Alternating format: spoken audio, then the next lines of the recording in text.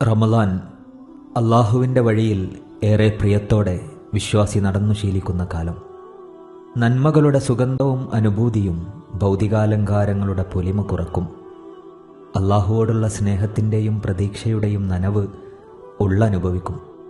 കരുണയുടെയും വിട്ടുവീഴ്ചയുടെയും തുറന്നിട്ട വാതിലുകൾ കടന്ന് അവനോട് ചേർന്നിരിക്കും.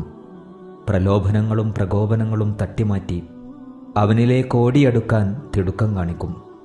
നന്മകളൊക്കെയും അതെത്ര ചെറുതാണെങ്കിലും പെറുക്കിയെടുത്ത് കൂട്ടിവെക്കും.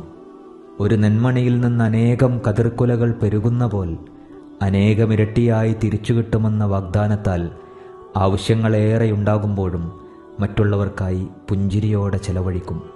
ഒരു പകലിൻ്റെ ത്യാഗം അസ്തമയത്തിലെത്തുമ്പോൾ നാഥൻ്റെ ഇഷ്ടത്തിനായി ജീവിച്ച ഒരു ദിവസത്തിൻ്റെ നിർവൃതി മനസ്സനുഭവിച്ച് നോമ്പ് തുറക്കും. വരണ്ടുണങ്ങിയ ഞരമ്പുകളെ നനയിച്ച നാഥനെ സ്തുതിക്കും. അവൻ്റെ കാരുണ്യത്തിൻ്റെ ചിറകിൽ സ്വീകാര്യമായ നന്മയാകാൻ ദുആ ചെയ്യും.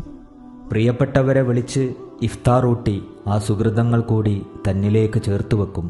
കൂട്ടുകാരോട് ദൈവപ്രേമത്തിൻ്റെ അനുഭൂതികൾ പങ്കുവച്ച് ഒരുമിച്ചിരിക്കും. ഖുർആനിൻ്റെ തണലിലൂടെ നാഥൻ്റെ തണലിലേക്ക് നടന്നെടുക്കും. മർഹബൻ ബിക യാ റമളാൻ. വരണ്ടുണങ്ങിയ മനസ്സിൽ സുഹൃതങ്ങളുടെ നനവുകൾ